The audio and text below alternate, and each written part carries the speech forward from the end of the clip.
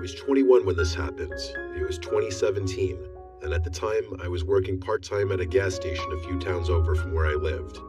It was one of those jobs I only planned to keep for a few months, just until I figured out what I wanted to do next. The shifts were usually easy, a lot of ringing up snacks and cigarettes and stuff like that, more so than the occasional person paying for gas and cash. During the day, it was annoying but normal. The nights were different. The nights dragged. The place felt too bright inside and too dark outside, and every customer felt a little stranger. That night, I was working the closing shift by myself, and I still think about it all the time. The store closed at midnight.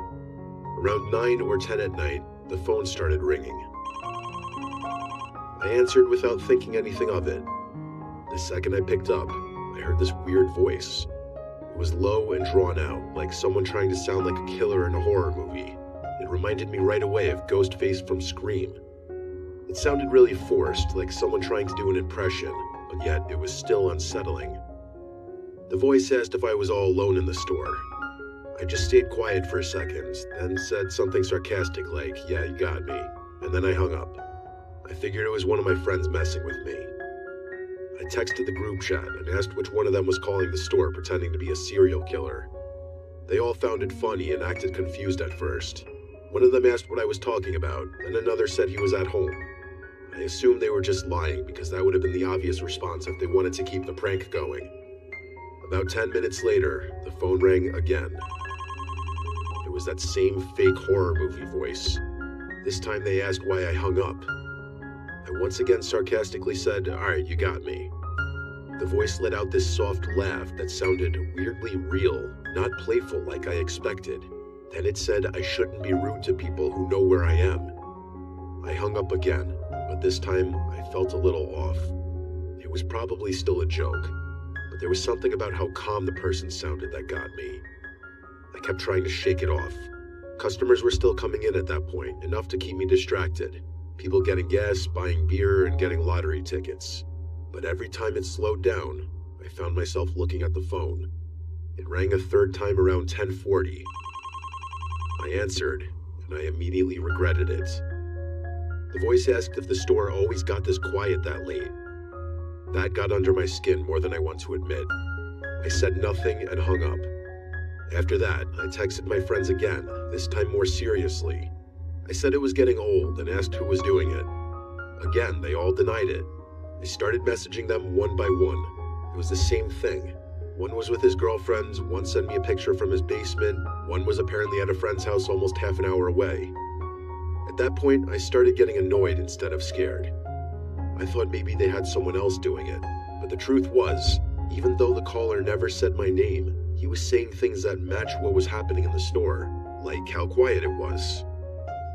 Around 11, the calls started coming closer together. I stopped answering after the fifth one. The phone would ring and I would stare at it and let it stop on its own. Then a minute or two later, it would ring again. That went on for maybe 15 minutes. I started checking the cameras more. There were a few around the outside of the building and a few inside. The store sat by itself off a road that got pretty dead at night. There was a small patch of woods behind one side of the building and an alley-like area where the dumpster was. The outside cameras weren't great. They had blind spots, and the picture at night was grainy. Still, I kept flipping through them, half expecting to catch one of my idiot friends crouched outside laughing. I didn't see anyone, though. Then I started hearing little sounds outside, which at first I told myself was nothing. For example, a tap somewhere.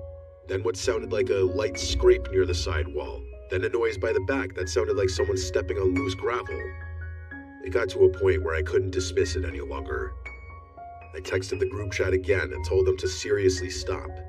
I even sent a picture of the empty store and wrote that this wasn't funny anymore. They kept denying it. One of my friends actually called me from his normal number and I told him what was happening. He sounded genuinely confused and said he wasn't joking, nor was he involved in any joke. He told me to lock the door early if I had to.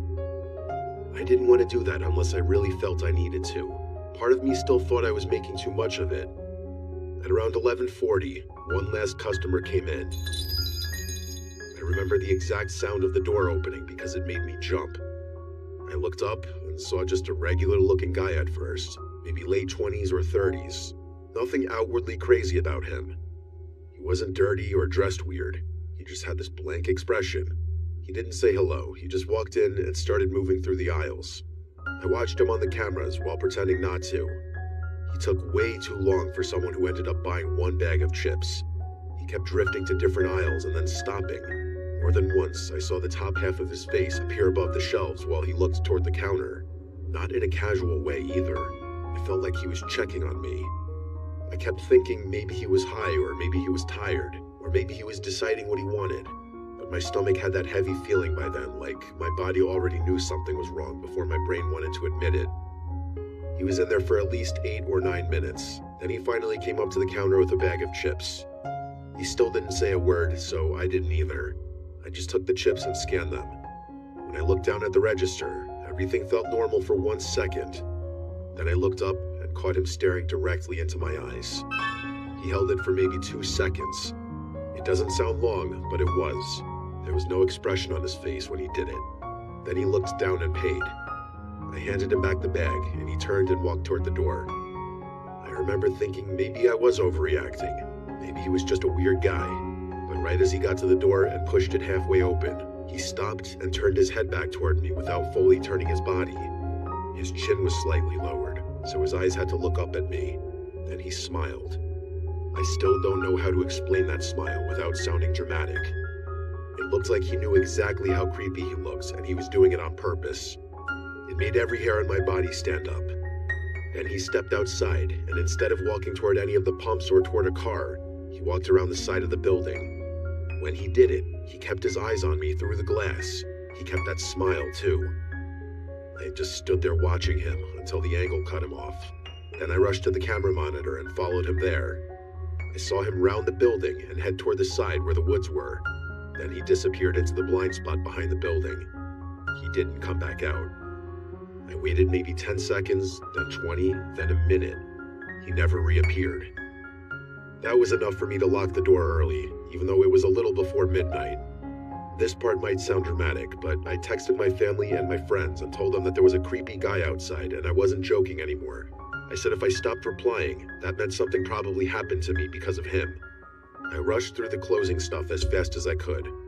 I barely cleaned anything. I kept checking the cameras over and over, expecting to see him pop back out. Nothing. Midnight hit, and I decided I couldn't stay there any longer. I grabbed my stuff, turned off what I needed to turn off, and went to the front door. I unlocked it and stepped out, and that moment of having to relock it was so tense I couldn't have done it quick enough. Once I did, I took off running to my car. It was parked off to the side of the building. I got most of the way there, and just as I reached it and slowed for half a second, I heard fast footsteps. Not running, but worse somehow, like speed-walking steps slapping the pavement in front of the store. I turned and saw him. It was that guy. He had come from the front corner of the building and was moving toward me and my car fast. I yanked my car door open and threw myself inside. I locked the door and started the engine so fast I almost flooded it. The second the car started, I hit reverse and peeled out of that lot. I looked once in the mirror and saw him standing there in the lights watching me leave.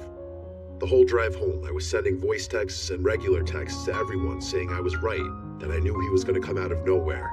None of that was a prank anymore. The next day, I texted my boss and told him exactly what happened. I said I wasn't doing overnights anymore. He looked at the footage later, and his response honestly made me even angrier. He got kind of defensive and said the guy looked like a regular customer to him. He said maybe I had just gotten spooked because of the phone calls and connected things that weren't connected. That pissed me off more than I can explain. I was the one there. I was the one getting the calls. I was the one who saw that guy disappear around the building and come speed walking at me out of nowhere when I left. I didn't care if the footage didn't fully capture how it felt because I knew what happened.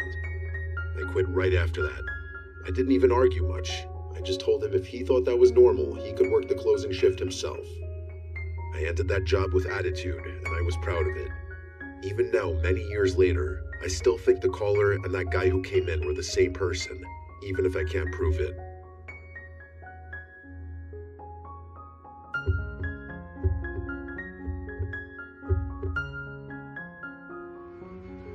My name is Cadence.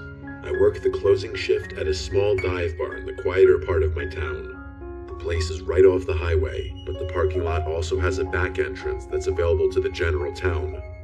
It's nothing fancy, just a dimly lit spot where the regulars know each other by name, and the jukebox has been playing the same rotation of classic rock for years. Most of our customers are locals, truckers passing through, and the occasional lost tourist looking for a stiff drink. I like it though. The routine is predictable, the tips are surprisingly decent, and I've learned how to handle the usual bar crowd. The talkers, the flirters, the quiet drinkers, and the ones who just want to be left alone. Weekends are obviously a lot more hectic, but the thing about working during the week is that I'm expected to work my night shifts alone. I don't even get a bar back to pop in now and again. Yeah, it's obviously easier work and slower during the week, but I miss the company of my coworkers. I tend to be pretty vigilant during my shifts because we do get the occasional bar fight considering the kinds of crowds we attract. That's why I clocked the guy immediately. It was sometime after 1 in the morning on a Tuesday when he walked in.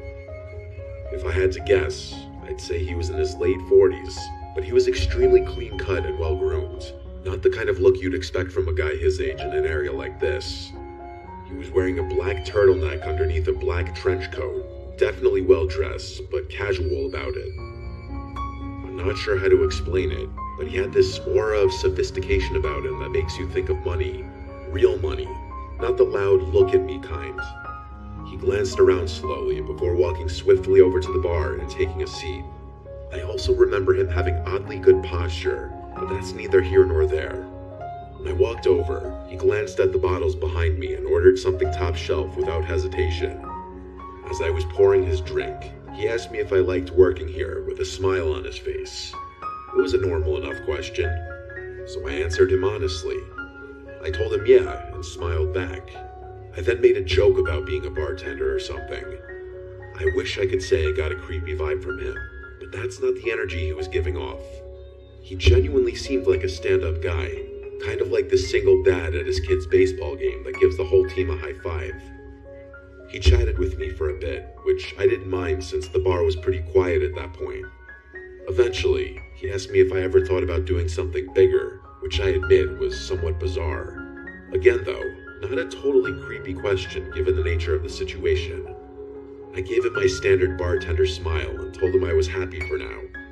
He nodded and sipped his drink, seemingly disappointed at my answer for reasons I didn't understand. After a long pause, he asked me what time I got off out of nowhere. That question surprised me. I hadn't picked up any kind of flirting from him whatsoever, so I was a little disappointed to discover that our conversation had just been another one of those empty attempts at getting my number. I smiled and gave him a vague answer, trying to brush him off in a friendly way without seeming uptight. Before he could answer, I busied myself and began wiping down the counter, but he didn't press. He just smiled like he already knew, then drained his drink and pulled out a crisp $100 bill, laying it gently on the bar like it was nothing. Then, without another word, he walked out into the night. I didn't really know what to make of the encounter. I know it sounds like nothing, but his demeanor was just so far off my radar that I was intrigued. Either way, I figured I was never going to see him again, and got on with my life. As it would turn out though, I was wrong. About a week later, he came back. Only this time, he wasn't alone. There was a woman with him. She drew my attention since I hadn't seen her before. She looked like she was in her mid-30s and was dressed in a way that didn't quite match her age. Trendy, but off, like someone trying a little too hard to blend in with a younger crowd. I watched her closely as the two of them approached the bar. Everything about her seemed calculated, from the way she smiled too easily to the way she leaned against the bar like we were already friends. As I was setting down napkins in front of them, the very first thing she said to me wasn't a hello or a drink order, but a compliment. She put on this overly joyful smile and said, "You're so pretty." Her fingers brushed against my arm as she said it, lingering just a second longer than normal. I laughed and thanked her, but I could instantly tell that something was off about this woman. The man didn't speak, which I thought was also a little strange given that he had been so talkative last time. They ordered drinks and poured them, and that's when questions came flooding in. The woman asked me how long I'd been working here, along with how old I was and a bunch of other small talk questions like that. I answered in short, polite sentences, but I got the sense that this wasn't small talk. She was studying me. At one point, she looked over at the man, and it seemed like they were communicating despite not speaking. She looked back at me and told me that she ran an exclusive event club. She leaned in a bit as she said it, lowering her voice as if to prevent her being overheard by another patron. She told me that she's always looking for young, fun people for private parties, and that I'd make a killing, 10 grand for a weekend. I let out a small, forced laugh and told her it sounded too good to be true. She insisted that it was real and told me that a bunch of girls like me worked for them. Her smile never faltered at any moment, which was starting to creep me out. She steered the conversation back to the job, circling around the same words. Fun, safe, exclusive. Then, casually, she said, "You should step outside for a second. There's someone who can explain it better." My pulse kicked up. I wasn't playing around at that point. I didn't even bother pretending like I wasn't creeped out. "I'm good," I said in a firm voice.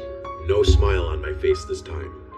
Just then, a group of customers walked in, laughing and talking loudly. The woman's expression changed in an instant, her friendly mask slipping just slightly before she turned to the man beside her. Without another word, they left. I'd be lying if I said I wasn't unsettled after that. Those random people had just propositioned me for God knows what. I told my coworkers and my boss about the situation, and we all agreed to keep an eye out should those people return. My boss assured me that he was always a 15-minute drive away should I need him, and the bar's security cameras were typically enough to deter any misbehavior. There wasn't really much I could do beyond that. It's not like those people had done anything illegal. I tried to push it out of my head, but a few nights later, after closing, I saw the car. It was parked across the street, engine off, just sitting there. I tried to tell myself it was nothing, but the feeling of being watched crawled over my skin like static. As I walked to my car, I kept my head down, my keys clutched tight in my hand.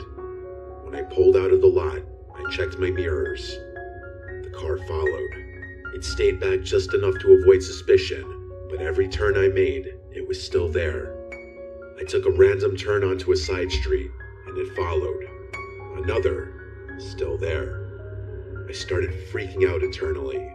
I knew it was them. I forced myself to stay calm, to think. Then, without hesitating, I navigated and pulled into the parking lot of a police station, gripping the wheel so tightly my knuckles practically turned white. The second I pulled in, the car sped off. Nothing happened after that for a while, but I knew it wasn't over. It turned out I was right. It was a slow weekday shift, barely anyone coming in. By midnight, I was wiping down the counter, half thinking about closing early, when the door creaked open. It was the woman. I immediately sent my boss a text as inconspicuously as I possibly could. I looked back up, and the woman was staring at me with that same artificial smile. She walked slowly to the bar and sat down with her hands folded neatly. I was debating just telling her to leave when she said, "Thought I'd come check on you." My stomach started twisting, but I did my best to hide it. I told her we were about to close and that she had to leave, but she made this pouty face and asked for just one old-fashioned. I thought about denying her, but I figured pouring the drink would stall her long enough for my boss to arrive. So I turned around and got started, trying to keep my cool. And then I heard it. The soft, unmistakable click of the front door shutting. I whipped around. The woman was gone. I felt this awful pit in my stomach as I stepped toward the entrance. Through the glass, I saw it. A black van idling just outside.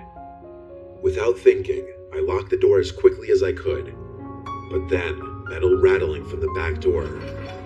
Someone was trying to get in. I didn't think. I grabbed the heaviest thing I could, a metal shaker, and clutched it like a weapon as I dialed 911 with my other hand. There was no way the police would get there in time, so I thought about making a run for it out the front door, but I didn't for whatever reason. I was bracing myself for a fight when I saw headlights pulling into the lot. It was my boss. The sounds of the back door suddenly stopped, and a few seconds later, the van pulled out of the lot with a screech. I embraced my boss and told him what had happened, and he said he had gotten the license plate of the van as it was leaving. When the cops arrived, my boss reviewed the security footage with them. It was worse than I had imagined. Just before the woman left, the cameras had captured two masked figures crouching near the front door, waiting. There was another person in the back who was banging on the door with his fist, clearly trying to flush me out to the front. It was downright horrifying. To make matters worse, the plate number my boss had caught turned out to be unregistered. It's been quite a while since this incident, but no progress has been made. The only good news to come out of the whole thing is that my boss doesn't make me work alone anymore. Despite that, I'm still extremely uneasy anytime I'm scheduled for a night shift. I still question how they knew I'd be working alone. It doesn't make any sense. Even now, I often think about what would have happened had I given in to fear and run out the front door.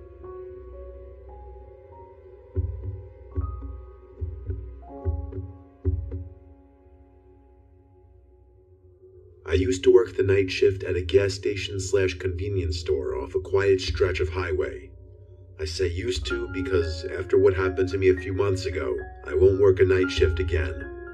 It's a small station, the kind that barely gets any business once it gets late. Most of my shift was spent restocking shelves, wiping down counters, and occasionally ringing up a trucker or traveler passing through. I remember the whole thing vividly. It was just past 2:30 in the morning. By then, even the truckers had mostly dried up, and I was left with basically nothing to do. I scrolled mindlessly on my phone, trying to kill some time. At one point, I stepped outside for some air, rubbing my hands together against the cold. I exhaled a few times, watching my breath disappear in the cold. The parking lot was empty, just the pumps, the road, and the dark stretch of trees beyond. The neon sign flickered faintly, and I remember it being hazy out, like you could literally see the moisture in the air. Even with the highway not too far off, it was pretty silent out there. Right as I was about to walk back towards the store, I noticed something move out of the corner of my eye. I whipped my head around and realized there was a person standing behind one of the pumps. How had I not noticed him earlier? He was wearing a dark red hoodie with a hood up, and he had both hands shoved in his pockets. There wasn't a car in sight, so he obviously wasn't fueling up. The only thing was, he didn't seem to be heading towards the store either.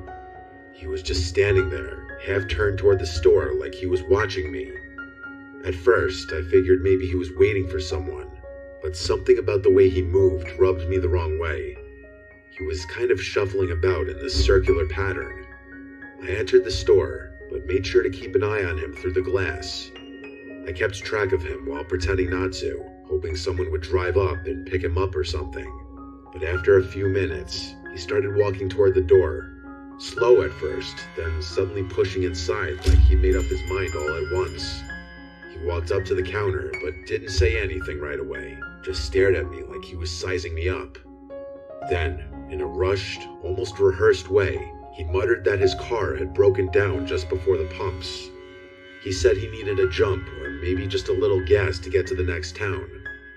I was literally shocked. He wasn't even trying to make his story believable.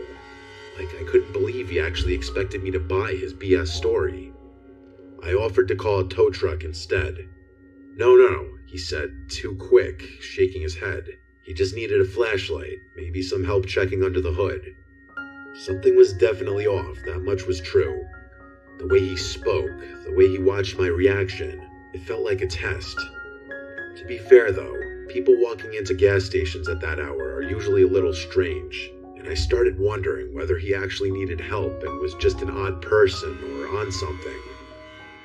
I asked him where his car was parked, and he told me it was just beyond the highway entrance. I was obviously skeptical, but then he pointed at the monitor behind me. I turned to look at the screen, and to my surprise, there actually was a car parked out there. I thought to myself, oh crap, maybe this guy really does need help. And that's when it hit me. I had literally just been outside, and I would have remembered a car parked out there. I glanced back at the monitor, and saw the slightest movement near the car's back bumper. Someone was crouching just out of view. A cold wave of dread hit me. I forced a casual smile and agreed to help the guy, but not before telling him I needed to grab my phone from the back office. I turned slowly, not wanting to spook him. But the second I was out of his direct sight, I slammed my hand onto the emergency panic button under the counter. The alarm went off instantly, screeching through the store.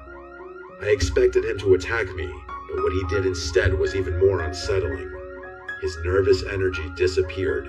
No more fake urgency, no more shifting from foot to foot. He actually relaxed.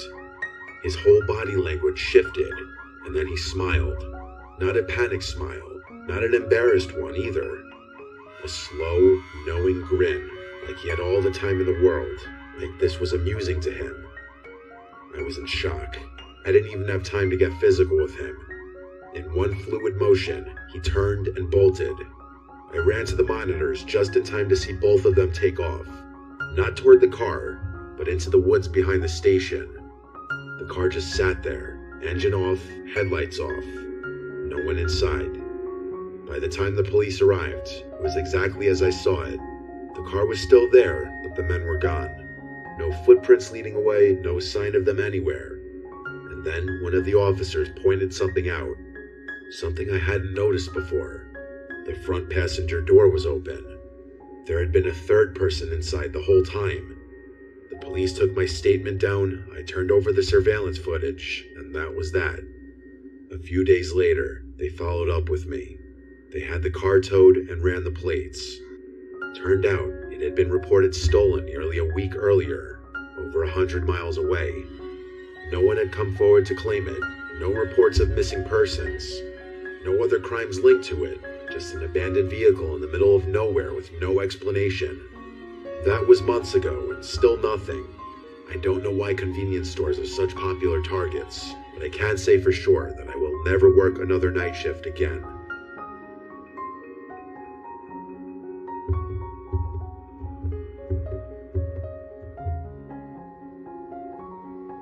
This happened a couple weeks ago. I worked the night shift at Walmart. It's not the worst job in the world, but after a while, it starts to feel like you're just floating through time. The nights blend together. Same shelves, same routine, same dull hum of the overhead lights. Hopefully something better comes along. I usually hang out in and stock the electronics section, which is nice because it's quieter than the other areas. People don't exactly come rushing in at 2 a.m. to buy phone chargers and Bluetooth speakers. Most of the customers are either night owls killing time or truckers grabbing last-minute supplies before heading back on the road. That's why I noticed him. At first, I didn't think much of it. Just another guy wandering the aisles, probably waiting for someone. But after a few minutes, I realized he wasn't shopping. He wasn't even pretending to. He just kept appearing. Every time I glanced up, he was lingering nearby, hovering in the next aisle over or standing a little too still by the clearance section. He wasn't looking at anything. He was just standing there, watching me. I told myself I was overthinking it. The store is big, and maybe he was just taking his time.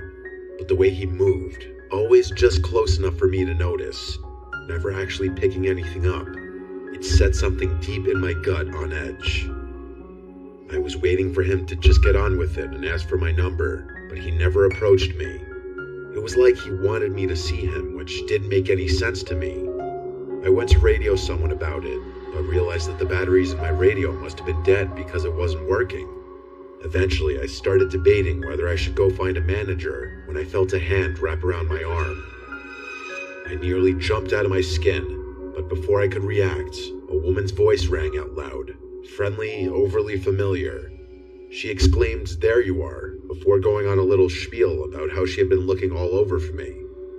I turned, completely thrown off, and saw a woman I had never seen before in my life. She was smiling, her grip firm on my arm, like we were old friends reuniting. Before I could say anything, she leaned in and whispered, her tone dropping to something low and urgent. "That guy's been recording you. Follow me." My stomach dropped. I turned my head slightly, just enough to glance back. The man was still there, only now, he wasn't even pretending to browse. He was staring right at me. A cold wave of fear crept over me. I let her pull me. I didn't even question it. The way she grabbed my arm, The way she spoke so loud and casually, like we were two old friends reuniting, I clung to it. I was beyond grateful that someone had realized what was going on and put herself in an uncomfortable position just to help me. She kept up the act as we walked, rambling about something, maybe a trip she had taken, maybe an inside joke we supposedly shared. I barely processed the words. My thoughts were stuck on him. Had he really been recording me? That was creepy as hell. I wanted to know if he was still following us, but I couldn't muster the courage to turn around just yet. The woman steered me through the aisles, moving fast.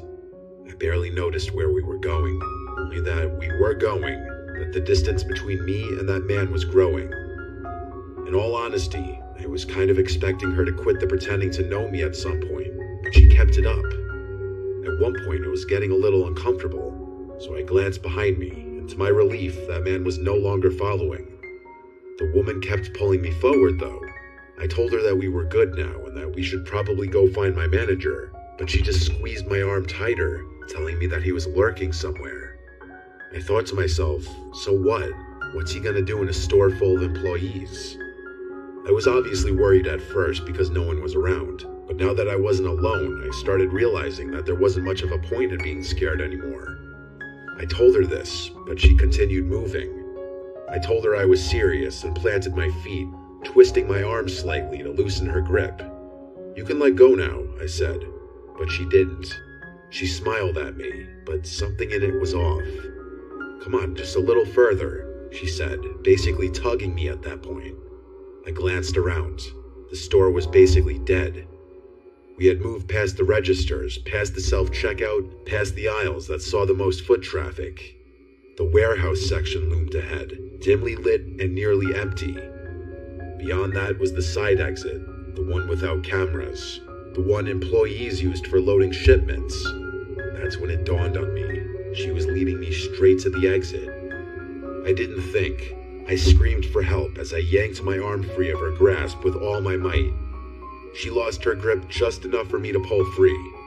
I didn't waste another second. I turned and ran toward the front of the store. As I fled, she yelled out something behind me.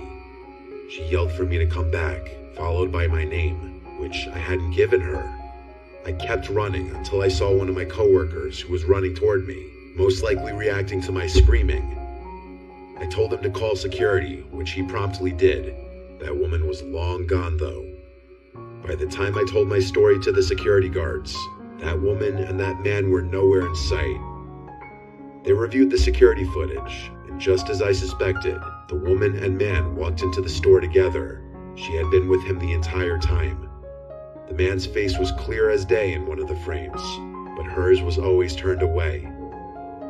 I had a feeling she was the mastermind behind the whole thing, so I was infuriated that the cameras hadn't picked her face up.